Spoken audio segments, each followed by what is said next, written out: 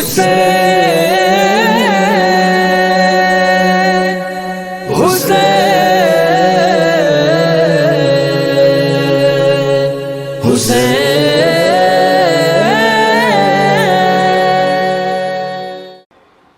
باللہ من الشیطان الرجیم بسم اللہ الرحمن الرحیم الحمد للہ الذی نور قلوب العارفین بنور معرفتہ واثبت فؤاد انبیائہ واولیائہ بقصص الانبیاء والمرسلین واکمل ایمان المسلمین والمؤمنین بولایت علی امیر المؤمنین علیہ السلام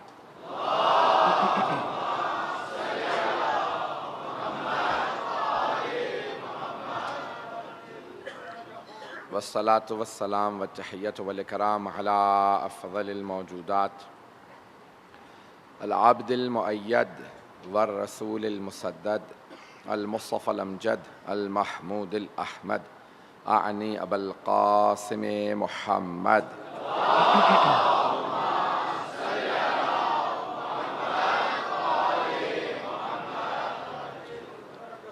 وعلی روحہ ونفسہ وصاحرہ ووصیہ سید الاتقیاء والاصفیاء مولا الموالی امام المتقین علی ابن ابی طالب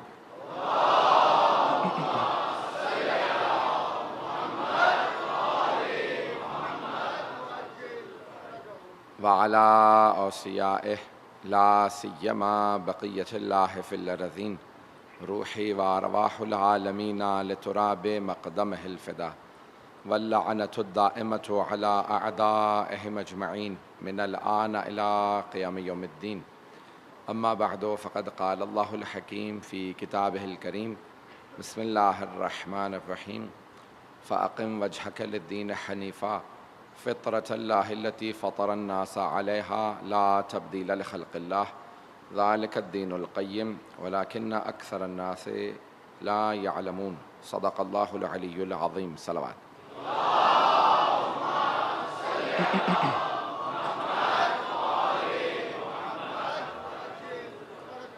تاخیر کی بھی معذرت چاہوں گا، راستوں کی وجہ سے سارے معاملات آج مختلف ہیں، اور آپ حضرات بھی جس طرح سے تشریف فرما ہے میں دیکھ رہا ہوں، جگہ تنگ ہے، سڑکوں پہ پانی ہے، لوگ دور دور تک کھڑے ہیں۔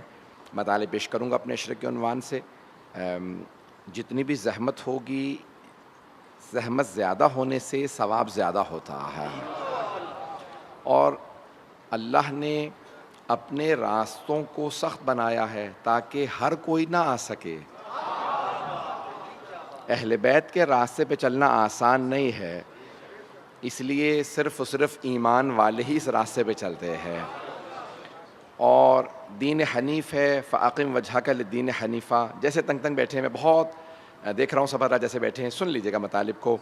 فَأَقِمْ وَجْهَكَ لِلدِّينِ حَنِيفًا، دین حنیف کی طرف، صحیح راستے کی طرف قیام کیجیے، یعنی توجہ کیجیے۔ چہرے کی توجہ نہیں ہے، دل کی توجہ کا نام صحیح دین ہے۔ انسان کی توجہ دین حق کی طرف ہو، تو ہم نے کہا دین حق کی پہچان یہ ہے کہ رسول اسلام کا یہ اس دین حق کا تذکرہ آسمانی کتابوں میں ہونا چاہیے۔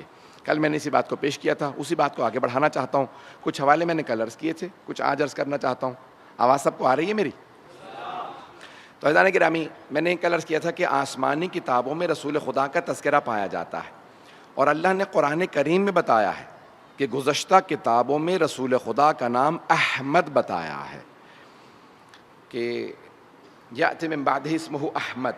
قرآن نے کہا ہے کہ جناب عیسیٰ نے اپنے حواریوں سے کہا کہ میرے بعد ایک نبی آئیں گے، ان کا نام احمد ہوگا۔ اب سمجھ میں آیا کہ رسول اسلام کی والدہ نے نام احمد کیوں رکھا تھا؟ نہیں پہنچا پایا بات کو۔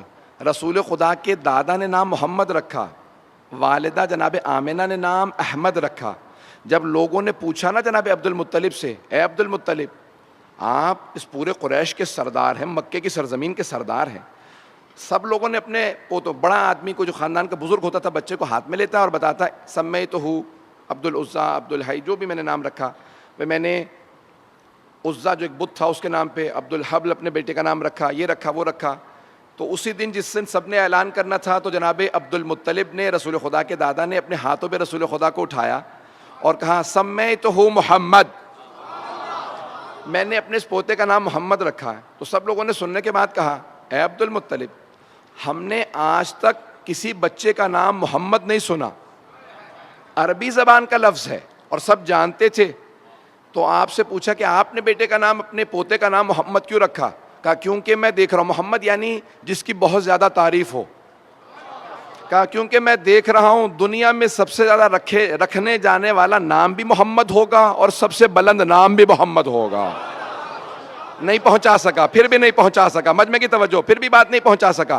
جناب عبد المطلب نے اس زمانے کے جتنے بھی کافر و مشرک تھے ان سے کہا میں اس پوتے کو دیکھ کے یہ بتا سکتا ہوں اس کا نام سب سے زیادہ رکھا جائے گا اور سب سے بلند اس کا نام ہوگا۔ ابھی قرآن نہیں آیا، قرآن نے بتایا وَرَفَعْنَا لَكَ ذِكْرَكَ، ہم نے آپ کے ذکر کو بہت بلند بنایا ہے۔ جناب عبد المطلب جناب سرور کائنات کی ولادت پہ بتا رہے ہیں کہ یہ نام بہت بلند ہوگا، اس لیے میں نے پوتے کا نام محمد رکھا ہے۔ لوگ کہتے ہیں محمد کے پاس علم غیب نہیں تھا،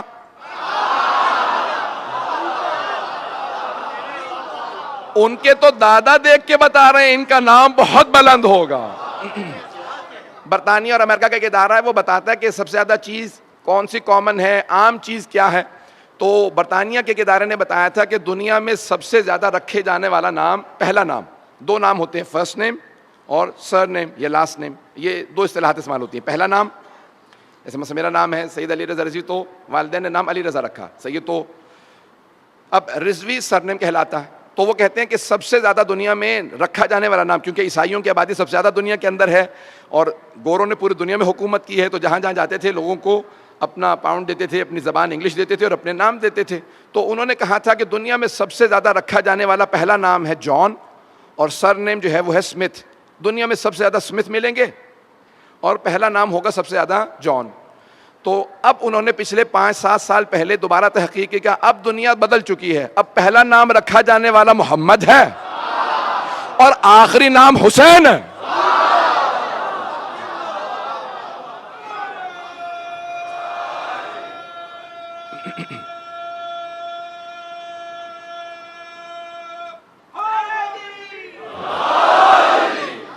تو عزیزان گرامی، دنیا اللہم صلی علی محمد، یہ جو 5-10 منٹ ختم ہو گئے، میں جلدی اسی لیے رفتار سے چل رہا ہوں کہ عزیزان گرامی، دنیا کے اندر آسمانی کتابوں میں رسول اسلام کا نام آنا تھا، تو دادا نے نام رکھا محمد اور جناب آمنہ نے نام رکھا احمد، اور 5 ہستیاں بھیجی گئی تھیں پیغمبر سے پہلے تاکہ پیغمبر کے لیے حفاظت کا انتظام کریں۔ ان 5 ہستیوں کے جلدی نام گنوا دوں جو ہمارا عقیدہ ہے، سننا چاہیں گے؟ تو اللہ نے 5 ہستیوں کو پیغمبر سے پہلے بھیجا تھا کہ حفاظت کا انتظام کریں۔ پہلے آپ کے دادا جناب عبد المطلب، دوسرے آپ کے چچا ابو طالب، تیسرے آپ کے چچا حمزہ، چوتھے آپ کی والدہ جناب آمنہ اور 5ویں آپ کی چچی جناب فاطمہ بنت اسد۔ نہیں پہنچا سکا۔ ان 5 ہستیوں کو اللہ نے پہلے بھیجا تاکہ حفاظت کا انتظام کریں، اور یہ سب حفاظت کرتے تھے جب تک کہ اللہ نے سلطان النصیرہ کو نہیں بھیجا۔ وہ سلطان النصیرہ علی ابن ابی طالب ہے۔ وقت نہیں، میں بہت تیزی سے گزر رہا ہوں۔ تو عزیزان گرامی، اللہ نے 5 ہستیوں کو پہلے بھیجا، تو اب جناب عبد المطلب نے نام رکھا محمد، جناب آمنہ نے نام رکھا احمد۔ تو اب یہ اللہ قرآن میں فرما رہا ہے کہ جناب عیسیٰ نے اپنے حواریوں سے کہا کہ میرے بعد یأتی من بعد اسمہ، کہ بتا دیجئے سب کو، اللہ نے کہا اپنے حواریوں کو، اپنے ماننے والوں کو بتا دیں عیسیٰ کہ آپ کے بعد ایک نبی آنے والا، نام ہوگا احمد۔ اب جناب عبد المطلب نے نام رکھا محمد، تو اب جناب آمنہ نے احمد رکھ کے بتایا کہ وہ جو عیسیٰ نے بشارتیں دی تھی نا وہ ہمیں بھی پتا ہے۔ پتہ نہیں لوگ ہیں یا نہیں۔ جناب آمنہ نے کہا ہمیں بھی معلوم ہے، اس لیے ہم نے نام احمد رکھا۔ اب احمد بہت زیادہ تعریف کرنے والا، اللہ کی حمد کرنے والا، اور جس کی سب سے زیادہ تعریف ہو اسے بھی احمد کہا جاتا ہے۔ محمد سب سے زیادہ تعریف ہونے والا، عزیزان گرامی، نام احمد رکھا۔ تو اب جو پرانی انجیل ہے اس کے اندر جو الفاظ لکھے ہیں انجیل کے اندر، وہ لاطینی زبان میں، لیٹن کے اندر جو الفاظ رسول اسلام کے لیے استعمال ہوئے، جو ہمارے علماء نے تحقیق کر کے نکالا اور پھر میں نے خود حوالہ جات کو دیکھا، تو وہ لاطینی زبان میں لفظ ہے پیراکلیٹی۔ پیراکلیٹی لفظ ہے یہ لاطینی زبان میں، اور عام طور سے عربی میں جب ترجمہ کرتے ہیں تو کیونکہ عربی میں پے نہیں ہے تو لکھتے ہیں فار قلیتا۔ جب اس لفظ فار قلیتا کو عربی میں دوبارہ منتقل کیا جائے تو بنتا ہے احمد. نہیں پہنچا پا رہا ہوں بات کو. تو اب بائبل میں موجود ہے لفظ پیراکلیٹی. ان سے پوچھا جائے کہ یہ کون ہے؟ انیس العالم کتاب ہے 6 جلدوں پہ. ایک بہت بڑے پادری تھے عیسائیوں کے, اور وہ کہتے ہیں کہ میں ترقی کرتا کرتا یہاں تک کہ روم میں چلا گیا, ویٹیکن چلا گیا. ویٹیکن جہاں پہ کیتھولک کا سب سے بڑا مرکز ہے, سب سے بڑا چرچ ہے, سارا وہاں پہ انتظام ہے, پوپ بیٹھتا ہے. کہ ویٹیکن پہنچ گیا اور ایک مرتبہ پوپ سے قریب ہونے لگا. تو ایک دن میں جب بہت زیادہ قریب ہو گیا تو انہوں نے کہا کہ آؤ میں تمہیں اس حجرے میں لے چلوں کہ جہاں پہ ہماری پرانی انجیل رکھی ہے. کہ میں نے اندر گیا, ان کے ساتھ دیکھا تو ایک مرتبہ انہوں نے انجیل دکھائی اور وہ اچانک رونے لگے. کہا کیا بات ہے, آپ کیوں رو رہے ہیں؟ کہا میں کیا کروں, لیکن جب بھی میں انجیل کھولتا ہوں نا تو بار بار میری نگاہوں میں ایک نام آتا ہے. یہ جو مسلمان جس نبی کا تذکرہ کرتے ہیں نا, اس محمد کا تذکرہ ہماری کتابوں میں پایا جاتا ہے. تو اس پادری نے کہا کہ یہ آپ کو کیسے معلوم ہے کہ یہ انہی کا نام ہے؟ کیا پتا کوئی اور اس نام سے آ جائے. کہا دیکھو نام پہ تو ہم کہہ سکتے ہیں کہ اللہ سبحانہ و تعالیٰ کسی اور کو یہ نام دے سکتا ہے, لیکن صفات کا کیا کریں گے؟ صفات کا کیا کریں گے؟ توجہ سارے مجمع کی ہو. تو اللہ نے گزشتہ کتابوں میں رسول خدا کا نام بھی بتایا تھا, صفات بھی بتائی تھی, لیکن قرآن کریم میں اللہ نے جناب امیر المؤمنین کا نام نہیں رکھا, صرف صفات بتائیں. توجہ توجہ توجہ.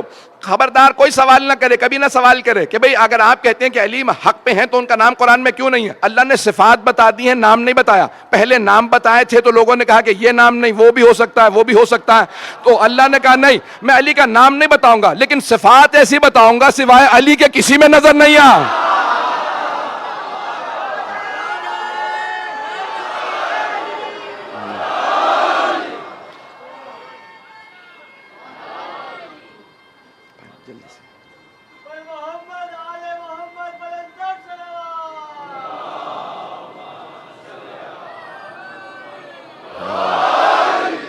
توجہ ہے زانے گرامی.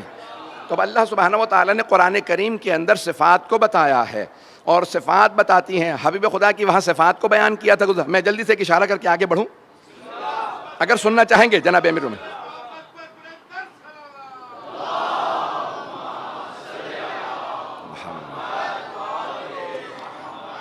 جہاں دوسری مجلس تھی وہاں باہر ممبر تھا, اور میں نے کیونکہ سب لوگ بارش میں بیٹھے تھے, میں بھی بارش میں بیٹھا رہا, تو پورا نچڑ چکا ہوں اس وقت. تو جس حالت میں پڑھ رہا ہوں, آپ اگر جہاد کر رہے ہیں تو میں بھی جہاد کرنے کی کوشش کر رہا ہوں.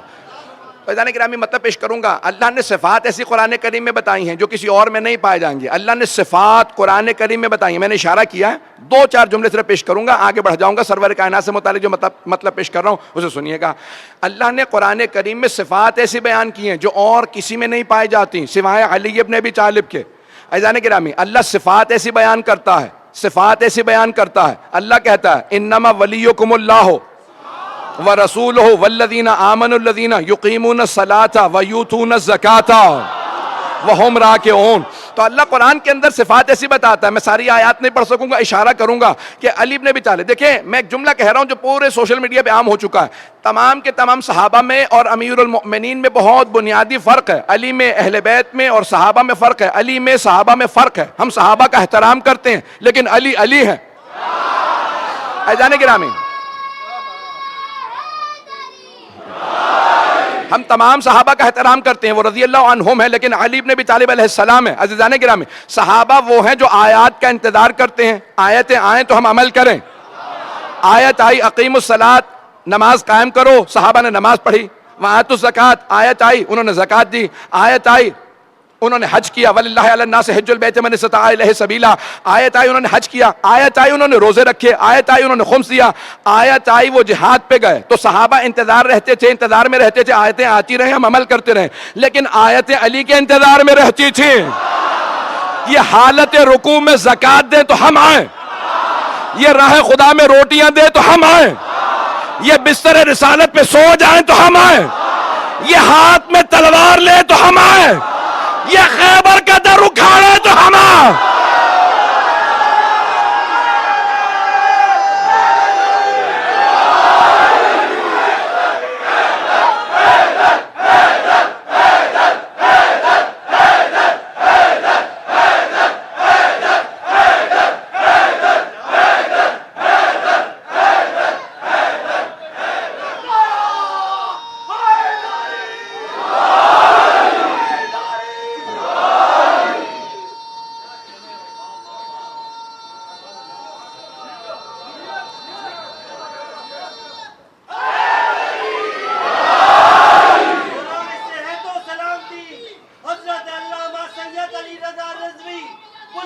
کری صلوات.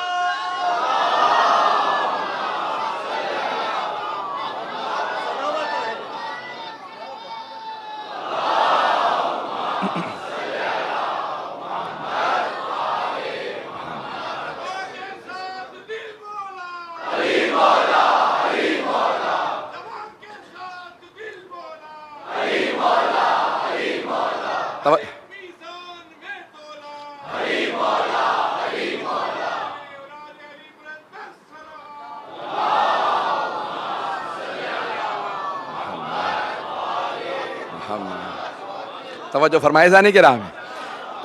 آل محمد علیہ السلام کچھ اور ہیں.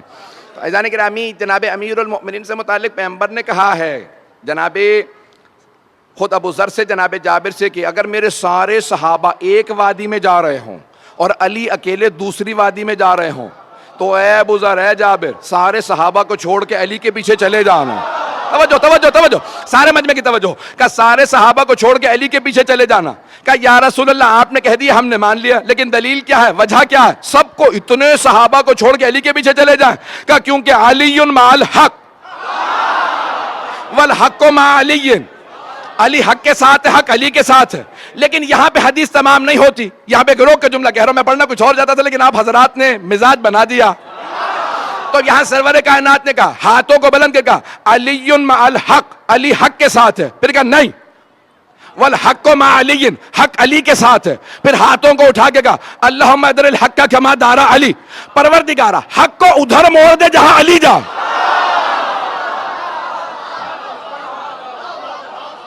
میں اپنے انداز سے کہوں پیغمبر یہ فرما رہے ہیں پروردگارا حق کو اتنا ادب سکھا دے وہ علی کی پیروی شروع کر دے.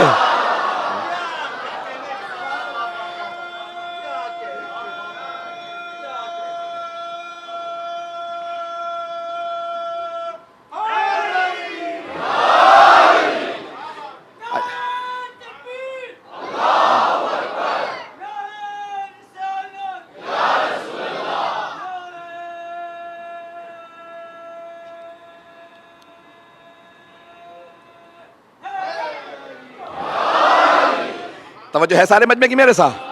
تو تمام آسمانی کتابیں بتائیں گی کہ حق کس کے ساتھ ہے. عزیزان گرامی کہ جب پیغمبر اسلام خود شام تشریف لے جا رہے تھے جناب ابو طالب کے ساتھ تو ساری کی ساری ہماری دینیات کی کتابوں میں موجود ہے کہ سارے کے سارے وہاں جو پادری دیکھ رہے تھے عیسائی تھے وہ ایک مرتبہ جناب ابو طالب کے ساتھ سرور کائنات کو جب پہاڑوں سے اتر کے دمشق میں جا رہے تھے تو جیسے شام میں پہنچے تو انہوں نے فوراً جناب ابو طالب کو روکا. کہا ابو طالب یہ جو آپ کے ساتھ 18 برس کا جوان ہے یہ کون ہے؟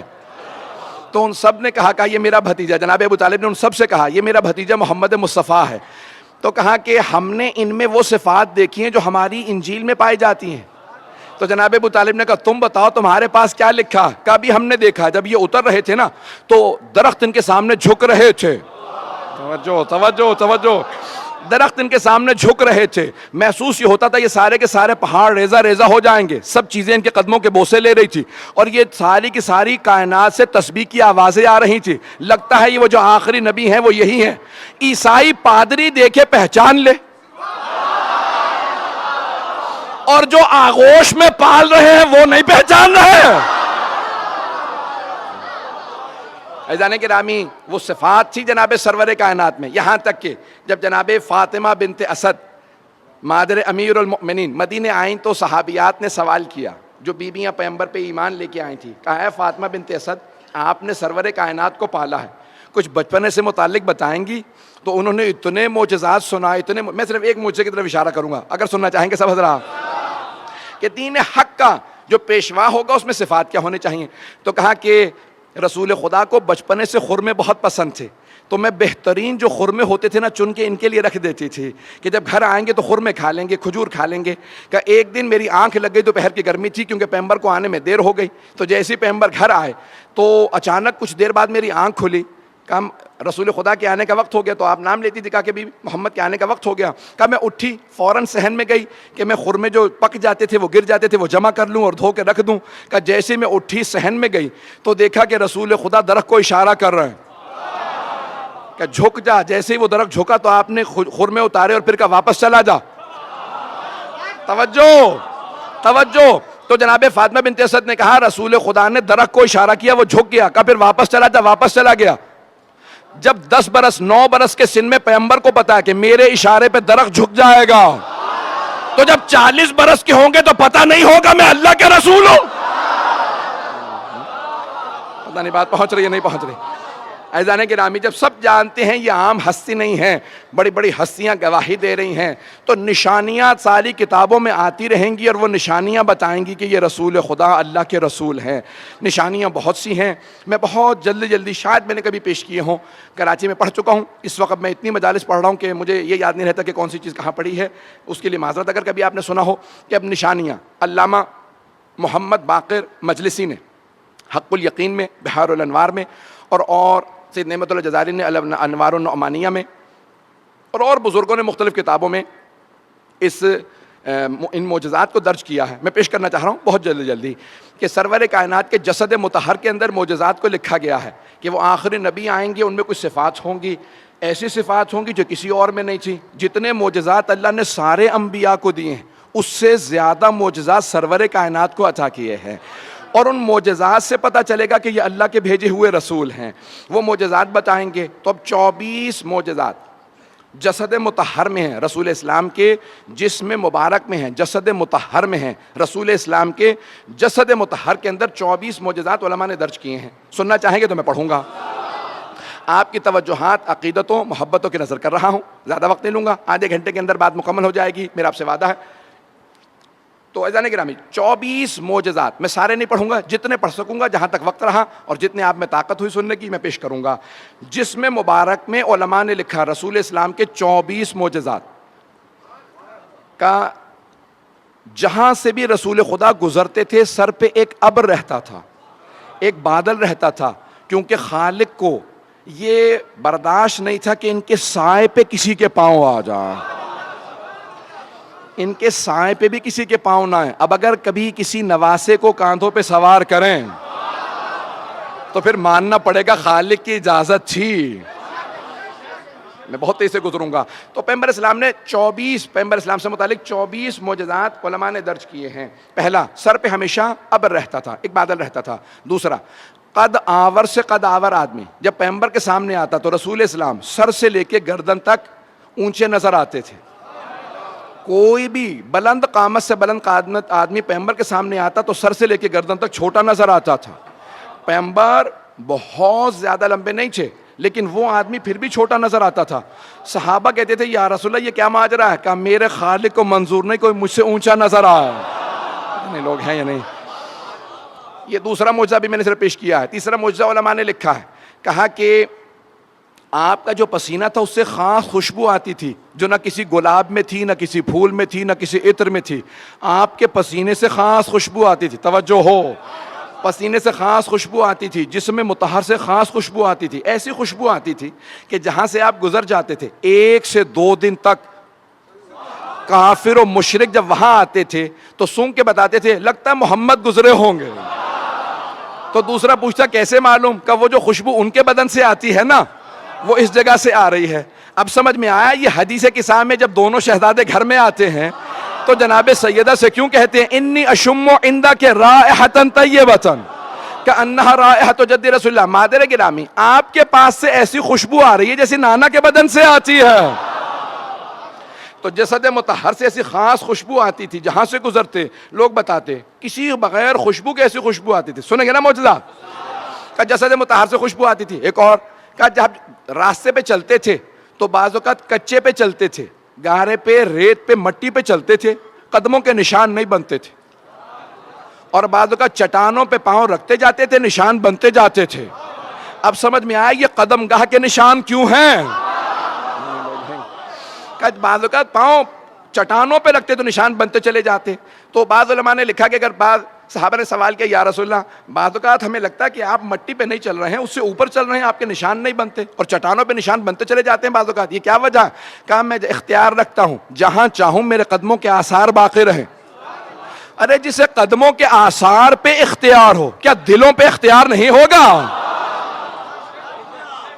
تو کہا کہ اور کیا معجزات ہیں؟ کہ جناب سرور کائنات کی پیشانی سے خاص نور نکلتا رہتا تھا، خاص نور نکلتا تھا پیشانی سے کہ یہاں تک کہ امہات المؤمنین کہتی ہیں دن میں اگر سوئی کھو جاتی تھی تو ہم رات کا انتظار کرتے تھے. تو صحابہ نے کہا کہ مادر گرامی اب رات کا انتظار کیوں کرتی تھی, رات میں تو اور زیادہ تاریکی ہو جاتی ہے. کہ نہیں, رات میں پیغمبر گھر تشریف لاتے تھے اور ان کی پیشانی کا نور اتنا زیادہ ہوتا تھا کہ دن کے چراغ میں جو سوئی نہیں ملتی تھی پیغمبر کی پیشانی کے نور میں رات میں مل جاتی تھی. میں امت کے سارے بیٹوں سے کہوں گا ملاؤں کی نہ ماننا, ماں کی بات مان لینا. امہات المومنین نے کہا محمد ہم جیسے نہیں ہیں, ان کی پیشانی سے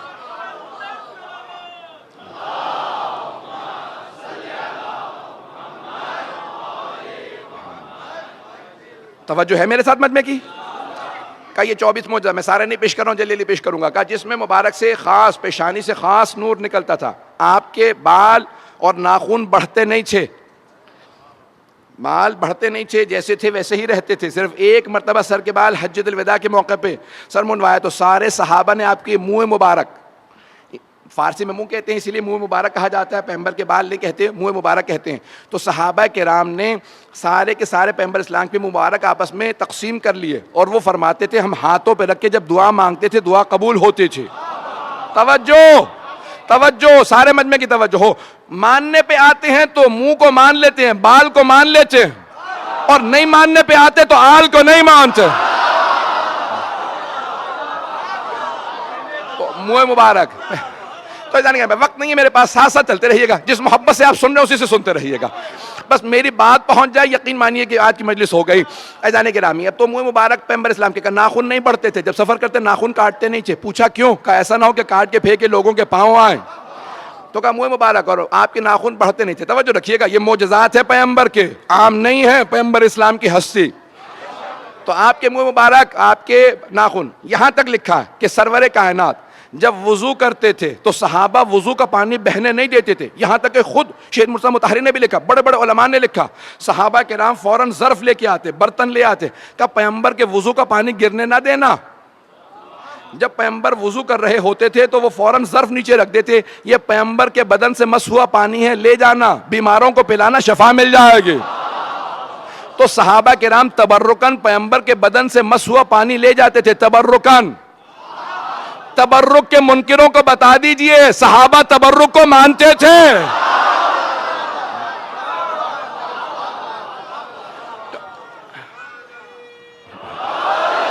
جانے کی رامی, اب یہ سارے معجزات جسد مطہر سے متعلق ہیں, سرور کائنات کے, کہ جس میں مبارک کے اندر ایسے ایسے معجزات ہیں سرور کائنات کے. میں پیش کر رہا ہوں آپ کو, اگر سننا چاہیں گے حضرات آگے بڑھوں گا. یہاں تک کہ جناب خدیجۃ الکبریٰ نے میسرہ اپنے خادم سے پوچھا تھا جو ان کا منشی تھا کہ جب تم سفر میں ساتھ تھے تو تم نے کیا غور کیا؟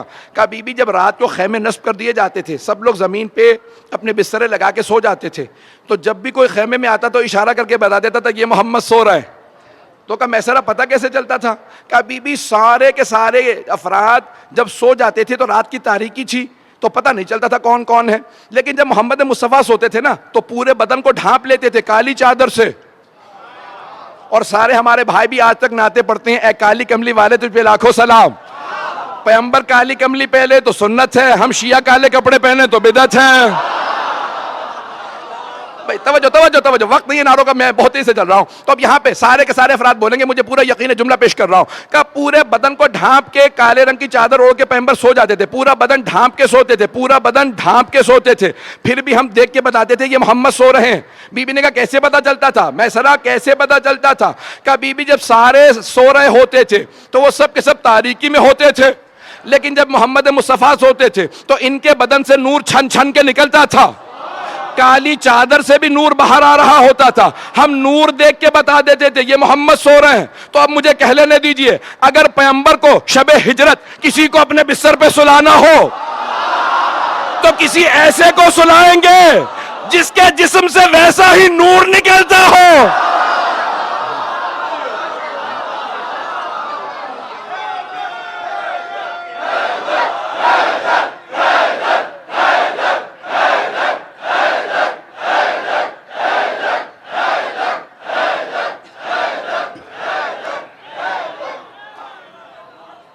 توجہ فرما رہے ہیں.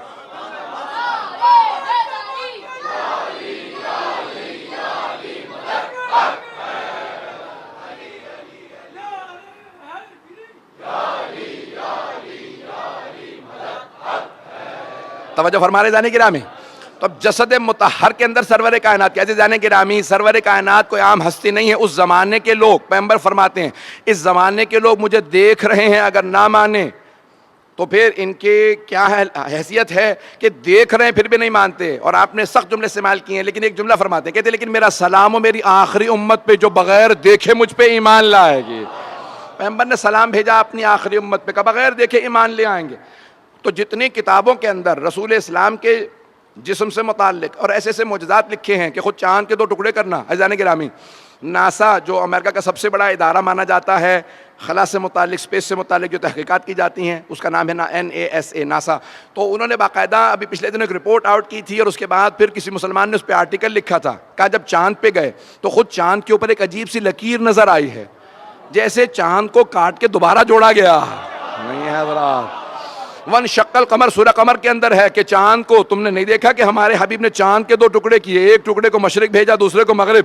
آج بھی جب سائنس کھل کے اعلان کرے گی تو ماننا پڑے گا محمد مصطفیٰ کے معجزات سب سے زیادہ ہیں. رسول اسلام نے معجزات, دین حق کی سب سے بڑی نشانی, حقانیت رسول خدا کی سب سے بڑی نشانی ان کے وہ تمام معجزات, ان کا تذکرہ جو ساری کتابوں میں پایا جاتا ہے. صرف ایک اور میں بات کہنا چاہوں گا, اگر اس کو بھی سب غور سے سن لیجئے گا. شاید آپ نے سنا ہو, میں نے چند برس پہلے خود پاکستان کے کسی صاحب نے مجھے کلپ بھیجا تھا. مجھے تو ٹی وی دیکھنے کا موقع نہیں ملتا, تو بعض اوقات سوشل میڈیا سے ہی پتہ چل جاتی ہیں چیزیں, لوگ فارورڈ کر دیتے ہیں. اب تو الحمدللہ اس کو میں نے بہت کم کر دیا, اس میں بہت زیادہ وقت ضائع ہوتا تھا, ہر طرح کی چیزیں لوگ بھیجتے رہتے ہیں. تو اس کے اندر کسی صاحب نے کلپ بھیجا ایک صاحب کا, آپ کے کوئی مولانا پاکستان کے کسی مسلک سے بات کر رہے تھے ٹی وی پہ, کہنے لگے کہ رسول خدا نے جتنے معجزات سارے انبیاء کو دیے ہیں اس سے زیادہ معجزات رسول خدا کو دیے ہیں, لیکن ایک شے رسول خدا کو اللہ نے عطا نہیں کی, وہ ہے شہادت. اور پھر کہنے لگے کہ نہیں, لیکن شہادت کی 2 قسمیں ہیں, سری اور علنی. سری شہادت, چھپی ہوئی شہادت. علنی آشکار شہادت, کھلی ہوئی شہادت. چھپی ہوئی شہادت زہر سے ہوتی ہے, کھلی ہوئی شہادت تلوار سے. تو کہا لیکن اللہ نے رسول خدا کو 2 نواسے عطا کر دیے, ایک کو سری شہادت دی, دوسرے کو علنی شہادت دی. حسن مجتبیٰ کی شہادت زہر سے ہوئی, اور حسین ابن علی علیہ السلام دونوں کی ان کی شہادت ہوئی تلوار سے. تو اللہ نے رسول خدا کو 2 نواسے دے دیے, تو ان کو شہادت نہیں دی تھی, ان دونوں کو شہادت دے دی. تو ان دونوں کی شہادت ان کی شہادت نہیں ہے, رسول خدا کی شہادت ہے. البتہ ہمارا عقیدہ یہ ہے کہ خود رسول خدا کی بھی شہادت ان کو زہر دیا گیا ہے, میں اس میں نہیں جا رہا. لیکن ایک جملہ یہاں پہ ضرور کہوں گا, بغیر مولانا کا نام یہاں پہ آپ کے سامنے ذکر کیے. وہ کہتے ہیں کہ ان 2 نواسوں کی شہادت ان کی شہادت نہیں ہے, ان دونوں کی شہادت رسول خدا کی شہادت ہے, کیونکہ یہ دونوں رسول خدا کے نمائندے تھے. تو چھپی ہوئی شہادت بھی رسول خدا کی شہادت, اور کھلی ہوئی شہادت بھی رسول خدا کی شہادت. حسن مجتبیٰ کی شہادت بھی رسول خدا کی شہادت ہے, اور حسین ابن علی کی شہادت بھی رسول خدا کی شہادت ہے. میں نے مان لیا مولانا صاحب, لیکن ایک جملہ میں بھی کہنا چاہوں گا, اگر ان دونوں کی شہادت ان کی شہادت نہیں رسول خدا کی شہادت ہے, تو پھر یہ بھی مانیے ان دونوں کا قاتل ان کا قاتل نہیں, رسول خدا کا قاتل. اور رسول خدا کا قاتل ان دونوں کا قاتل ان کا قاتل نہیں, رسول خدا کا قاتل ہے. تو رسول خدا کا قاتل کبھی رضی اللہ عنہ نہیں ہو سکتا.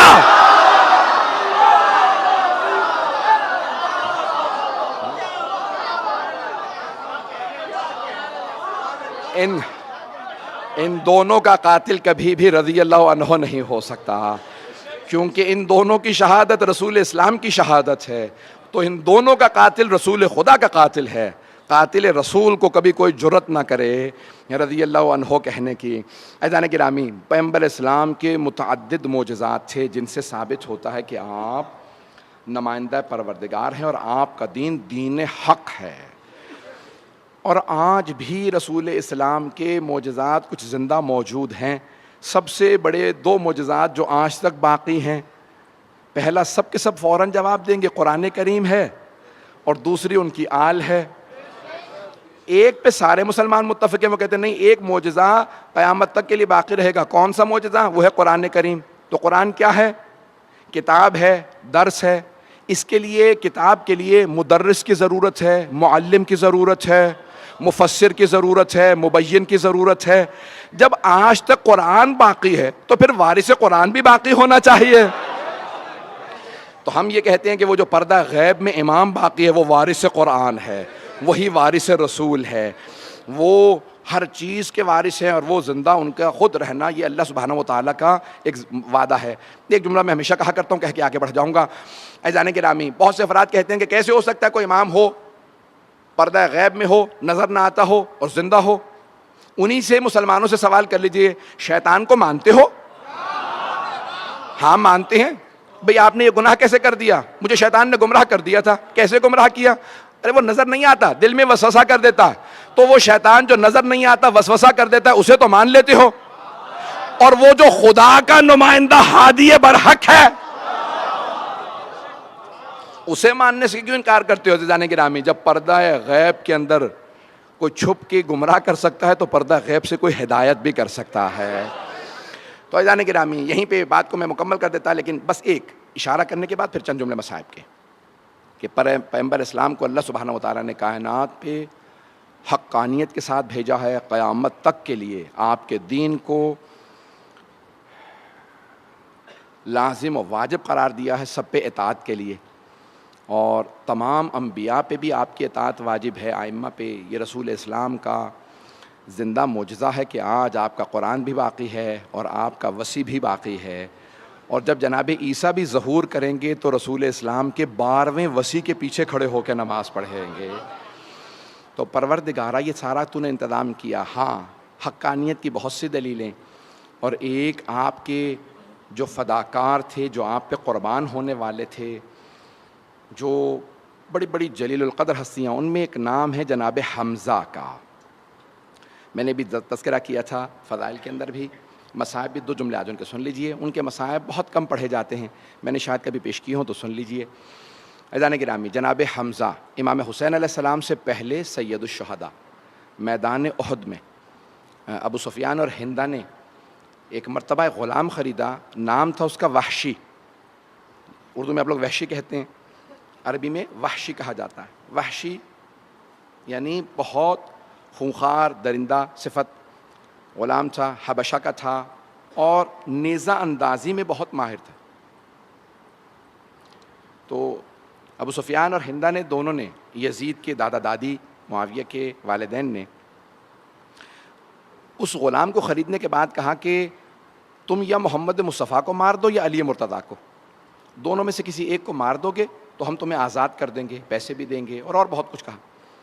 تو اس نے کہا نہ میں رسول خدا صلی اللہ علیہ وسلم کو مار سکتا ہوں، نہ علی مرتضیٰ کو۔ تو ہندہ نے پوچھا کیوں؟ کہا کیونکہ رسول خدا کے چاروں طرف اطراف میں لوگ بہت زیادہ ہوتے ہیں، چاروں طرف لوگ ہوتے ہیں، اور علی کی نظر چاروں طرف ہوتی ہے، علی چاروں طرف دیکھ کے مقابلہ کرتے ہیں۔ کہا میں نہیں مار سکتا۔ کہا پھر میں اور کچھ نہیں سنوں گی، تم حمزہ کو مار دو۔ تو اس نے کہا ایک شرط پہ، میں حمزہ کو سامنے سے نہیں مار سکتا، میں چھپ کے وار کروں گا، اور نیزہ ان کی پشت سے اتنی زور سے ماروں گا کہ سینے سے باہر نکل آئے۔ اس نے کہا ٹھیک ہے، ہمیں منظور ہے، حمزہ کو مار دو۔ کہا وہ شیر کا شکار کرنے والے ہیں، میں سامنے سے وار نہیں کر سکتا۔ اس نے چھپنے کے بعد ایک مرتبہ جناب حمزہ کو میدان احد میں ایک ایسی برچھی ماری کہ پشت سے داخل ہوئی، سینے سے سامنے سے وہ نیزہ باہر نکل آیا۔ جناب حمزہ جب گر رہے تھے تو بار بار ایک ہی جملہ دہراتے تھے، یا رسول اللہ آپ تنہا رہ جائیں گے۔ اپنے جن سے انسان محبت کرتا ہے نا، ان کی تنہائی کا انسان کو بڑا صدمہ ہوتا ہے۔ اب سمجھ میں آیا، یہ جو میدان کربلا میں ہر امام حسین کے انصار میں سے شہید ہوتے ہوئے بس ایک ہی کہتے تھے، مولا ہمیں مرنے کا کوئی غم نہیں، لیکن آپ کی تنہائی کا بڑا صدمہ ہے کہ اے حسین آپ بالکل تنہا رہ جائیں گے۔ تو عزیزان گرامی، جناب حمزہ جیسے ہی زمین پہ گرے نا، اس میدان احد میں بہت زیادہ واقعات ہو چکے تھے، بہت زیادہ حملے ہو چکے تھے، پیغمبر مختلف جگہوں پہ لوگ شہید ہو رہے تھے۔ تو جناب حمزہ کچھ دور فاصلے پہ شہید ہوئے تھے۔ ہندہ نے فوراً سینہ چاک کروایا، کہا کہ ان کا سینہ چاک کر کے مجھے ان کا کلیجہ نکال کے دے دو۔ تو ایک مرتبہ وحشی نے واقعاً سینہ چاک کیا اور کلیجہ نکالا۔ چھٹے امام فرماتے ہیں لیکن اللہ نے اس کلیجے کو اس لیے اتنا سخت کر دیا کہ کہیں کافرہ کے جسم کا جز نہ بن جائے۔ وہ کھانا چاہتی تھی، اس نے منہ میں رکھا، جب چبانا چاہا تو اس سے چب نہیں سکا۔ اسی لیے جب زیارت عاشورہ یا زیارات پڑھی نا تو چھٹے امام نے ہمیشہ جب بھی ہندا پہ لعنت کی ہے تو ایک ہی جملہ کہا، وَبْنَ آکِلَةُ الْأَكْبَاتِ، کلیجہ چبانے والی کے بیٹے۔ کربلا میں آئے تھے کہ جنہوں نے ہمارے چچا حمزہ کا کلیجہ چبایا تھا۔ پیغمبر اسلام کو اس بات کا بڑا غم تھا۔ پھر اس نے ایک مرتبہ جب کلیجہ چبایا نا تو چبا نہیں اس سے، تو اس نے کہا کہ ان کا مسئلہ کر دو۔ مسئلہ اسلام میں حرام ہے۔ مسئلہ کیا ہوتا ہے؟ کہا کہ ان کی ناک کاٹو، ہونٹ کاٹو، کان کاٹو، ان کی آنکھیں کاٹو، اور اس کے بعد سارے ہاتھوں کی انگلیاں کاٹو، پاؤں کی انگلیاں کاٹو، ان کے اعضاء نکال کے ایک ہار بنا کے مجھے دے دو۔ ہندا نے گلے میں پہنا، کہا میں مکے میں جا کے سب کو بتاؤں گی وہ جو شیر کا شکار کرنے والا حمزہ تھا نا، اس کے کلیجے کے ٹکڑے لے کے آئی ہوں۔ بس بھئی جب مسئلہ کر دیا، پیغمبر اسلام کو ابھی عجیب و غریب ایک کیفیت ہے، کسی بھی چچا سے اگر محبت ہو تو انسان کو تکلیف تو ہوتی ہے نا، کہ ارے میرے چچا کا کیا عالم کیا۔ تو پیغمبر اسلام نے ایک صحابی سے کہا میرے چچا کی کیا خبر ہے، ذرا جاؤ جا کے دیکھ کے آؤ۔ وہ آئے، آ کے دیکھا، کہ میں بری خبر پیغمبر کو نہیں دوں گا۔ پیغمبر نے کہا یا علی آپ خود جائیے۔ جب مولا پہنچے تو زار و قطار رونے لگے ہمارے چچا کو کس طرح سے مسئلہ کیا۔ اب پیغمبر خود اٹھے اور اٹھنے کے بعد اس جگہ پہ آئے جہاں جناب حمزہ تھے۔ اتنا روئے کہ پیغمبر زمین پہ غش کر کے گر گئے، اور روتے جاتے تھے، کہتے جاتے تھے پروردگارا میرے چچا کا مسئلہ کر دیا، میرے چچا کا سینہ چاک کر دیا۔ میں ہاتھ جوڑ کے کہوں گا یا رسول اللہ آپ کے چچا کا مسئلہ ہوا، آپ سے برداشت نہیں ہوا۔ یا رسول اللہ ذرا کربلا میں آ کے دیکھیے، آپ کے نواسے حسین کے سینے پہ گھوڑے دوڑا دیے گئے۔ لاشے پہ گھوڑے دوڑائے گئے۔ اجرکم اللہ، اجرکم اللہ۔ بس بھئی کوئی بخل نہ کرے، اجرکم اللہ۔ میرے گلے میں طاقت نہیں کہ میں اور پڑھ سکوں، 4 سے 5 منٹ کی زحمت دوں گا۔ بس بھئی جناب رسول اسلام بہت روئے، بہت روئے، اتنا روئے کہ ایک مرتبہ مستورات مدینے سے آنے لگیں۔ جناب فاطمہ الزہرا آگے میرے بابا رو رہے ہیں۔ اور کون آیا جانتے ہیں؟ جناب صفیہ آ گئی، رسول خدا کی پھپھی ہیں، جناب حمزہ کی بہن ہیں۔ پہنچ گئیں کہاں پہ؟ میدان احد میں۔ کہا یا رسول اللہ مجھے اپنے بھائی کے لاشے پہ آنے دیں۔ رسول خدا نے ایک صحابی سے کہا میری پھپھی کو روک دو، کہو پیغمبر نے منع کیا ہے۔ جناب صفیہ نے کہا نہیں، میں نہیں مان سکتی کہ رسول خدا روکیں گے، کبھی کسی بہن کو بھائی کے لاشے پہ جانے سے نہ روک۔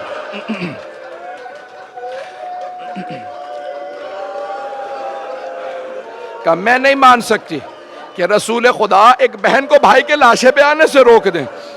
پھر دوبارہ کہا نہیں، اب پیغمبر یہ نہیں بتا رہے کہ چچا کا مسئلہ ہو گیا ہے، میری میری پھپھی برداشت نہیں کر سکیں گی۔ ایک مرتبہ جناب صفیہ نے کہا یا رسول اللہ آپ کو میرے چچا کا، اپنے چچا کا واسطہ، مجھے ایک مرتبہ بھائی کی زیارت کرنے دیں۔ رسول خدا نے کہا ٹھیک ہے میں آنے دیتا ہوں، ذرا رک جائیے۔ پیغمبر نے اپنی ابا اتاری، اپنے چچا کے لاشے پہ ابا اڑھا دی تاکہ بہن لاشا نہ دیکھے۔ چہرے پہ ابا اڑھائی، سینے پہ، پورے جسم پہ۔ جناب حمزہ بڑے قداور تھے، پیغمبر کی ابا پوری نہیں آئی۔ پیغمبر نے جناب امیر سے کہا یا علی جائیے جا کے کچھ جھاڑیاں لے آئیے، کچھ پتے لے آئیے، پاؤں پہ رکھ دے، کیونکہ پاؤں کی بھی انگلیاں کاٹی گئی تھی۔ جناب امیر نے کھجور کے درخت کا پتہ رکھا تاکہ پاؤں چھپ جائیں۔ جناب صفیہ آ گئیں۔ اب جناب رسول خدا جناب علی مرتضیٰ دونوں بھتیجے ہیں جناب صفیہ کے۔ جناب صفیہ آئیں روتی ہوئی، ایک بہن جب بھائی کے لاشے پہ آئے تو بہت روتی ہے۔ جناب صفیہ بہت زیادہ رو رہی تھی، دیکھا چہرے پہ ابا چھپا رکھی ہے، انہیں نہیں معلوم مسئلہ ہو گیا، بیٹھ کے روتی رہیں۔ روتے روتے اچانک انہوں نے چہرے سے ابا ہٹا دی، بس ابا کا ہٹانا تھا۔ جناب صفیہ لاشے پہ گر گئیں اور روتے ہوئے کہنے لگی ہائے میرے بھائی کا مسئلہ ہو گیا۔ بہت روئیں، میرے طرف دیکھیے گا، آخری جملے۔ جب جناب صفیہ گر گئی نا، بے ہوش ہو گئیں، تو اب 2 بھتیجے موجود تھے۔ رسول خدا نے دایاں بازو پکڑا جناب صفیہ پھپھی کا، دوسرا بایاں بازو جناب مشکل کشا نے پکڑا۔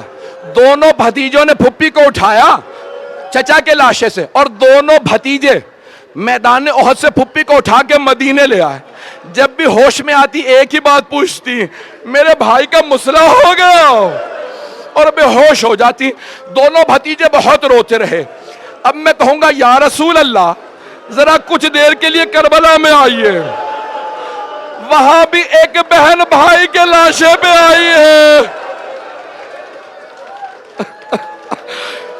ایک بہن بھائی، میری طرف دیکھیے گا بھئی، اب مجھ میں طاقت نہیں، 2 منٹ ذرا صبر کر لیں گے، اب آپ برداشت نہیں کر پا رہے، میری طرف دیکھیے گا.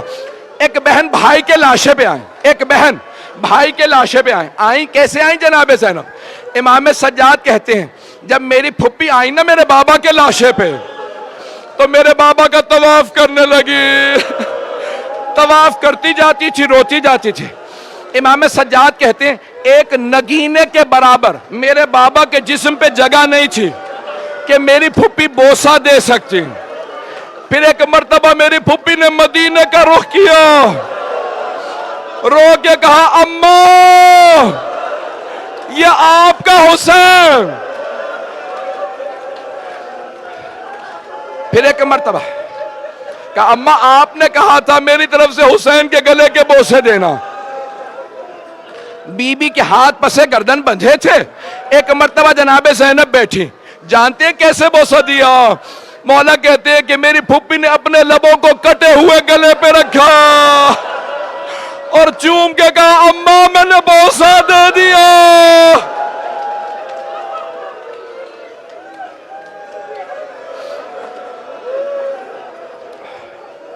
الا لعنت اللہ علی القوم الظالمین وسيعلم الذين ظلموا أي منقلب ينقلبون. بس بھئی 2 صرف دعا کے جملے، 2 دعا کے جملے. ہاتھوں کو بلند کیجئے. جب جناب زینب کبریٰ آئیں نا مولا حسین کے لاشے پہ تو بار بار کہتی تھی یا جدہ یا رسول اللہ صلی علیک ملیک السما. نانا آپ کے جسد پہ آسمان سے ملائکہ جنازہ پڑھنے آئے تھے. ہذا حسینون مرمل بالدماء. لیکن نانا آپ کے نواسے حسین کا خون زمین پہ بہہ گیا. نانا آپ کے نواسے کے لاشے پہ گھوڑے دوڑا دیے گئے. اجرکم اللہ، میں کوئی سخت جملہ نہیں کہوں گا، میری طرف دیکھیے گا، ہاتھوں کو بلند کیجئے گا، ہاتھوں کو بلند کیجئے گا. مجھے معاف کر دیجئے گا، اگر برداشت نہ کر سکیں مجھے معاف کریں گے. ایک جملہ کہوں، جب جناب سید الشہداء پشت ذوالجناح سے زمین پہ آ رہے تھے نا تو ایک بی بی برقعے کا دامن پھیلائے کھڑی تھی. امام حسین بار بار کہتے ہوں گے پروردگارہ گواہ رہنا، جب آئے نا زمین پہ تو کسی ماں نے کہا ہوگا میرے لال میں تجھے تنہا نہیں چھوڑوں گی. پروردگارہ واسطہ اس ماں کی عظمتوں کا کہ جنہوں نے اپنے برقعے کے دامن کو پھیلایا، سر کے نیچے رکھا. جب سر کے نیچے کپڑا رکھ دیا نا تو جانتے گردن پہ کیا کیا؟ بڑے بزرگ عالم دین ہیں آیت اللہ شیخ جعفر شوشتری، روایت پیش کر رہا ہوں، مجھے معاف کر دیجئے، پڑھوں گا ضرور. پوچھا کون سی روایت صحیح آغا؟ یہ پشت گردن سے امام حسین کو ذبح کیا تھا، سامنے کے گردن سے ذبح کیا تھا، یا گودال میں نیزہ لگا تھا؟ کون سی روایت صحیح ہے؟ تو وہ رونے لگے، کہا تینوں روایات صحیح ہے. کہا ایک ملعون نے گودال میں نیزہ مارا تھا، دوسرے نے سر سے امامہ اتارا، پشت گردن پہ خنجر چلایا، پھر سیدھا کیا، داڑھی کو پکڑا.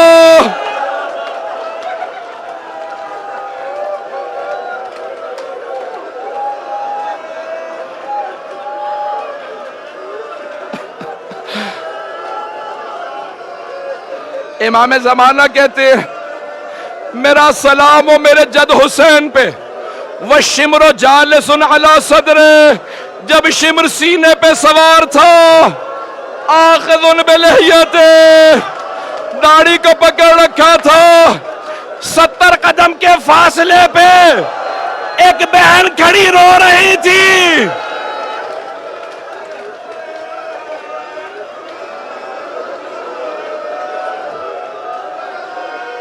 پروردگارہ امام زمانہ کے ظہور میں تعجیل فرما، دشمنان اہل بیت کو نیست و نابود فرما.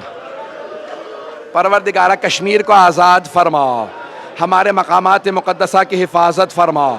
امام زمانہ کا ظہور جلد جلد ہمیں دیکھنا نصیب فرما. پروردگارہ بیماروں کو شفا عنایت فرما، اسیروں کو رہائی کی خبر عنایت فرما، عراق و شام کے روزوں کی حفاظت فرما. پروردگارہ ایک چھوٹی بی بی کی قبر پہ بار بار حملے ہوتے ہیں، پروردگارہ اس قبر کو آزاد فرما. ربنا تقبل منا انك انت السميع العليم بحق محمد وآله الطيبين الطاهرين المعصومين. ماتم حسین.